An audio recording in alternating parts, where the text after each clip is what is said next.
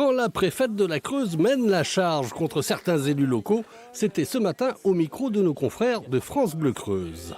J'ai fait le constat d'un territoire qui manquait d'ambition. Aujourd'hui, alors qu'on est début octobre, donc quasiment en fin d'annualité budgétaire, je m'interroge sur la volonté réelle de certains élus d'engager les projets sur lesquels on s'est collégialement entendu.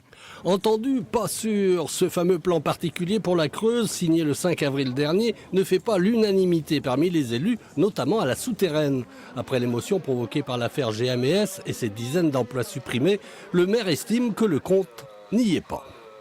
Le plan particulier pour la Creuse, c'est bien, mais quand on a 50% ou 60% de financement sur le dossier, il faut quand même en trouver 40 dans les finances communales. Et le maire de la Souterraine n'a pas augmenté ses impôts depuis 10 ans, alors avec des baisses de dotation. Alors vous voyez que faut jongler avec tous ces aspects.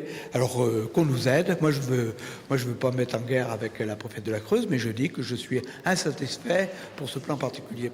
Financement, le grand mot est lancé et repris à la volée par le conseil départemental de la Creuse, surtout pour les intercommunalités. À mon avis, il s'agit plutôt de moyens financiers pour cofinancer ou porter ces projets. Et si l'État n'amène pas 100% de financement sur ces projets importants pour le département, donc à savoir si elles ont aujourd'hui les capacités de rebondir et de porter ces projets.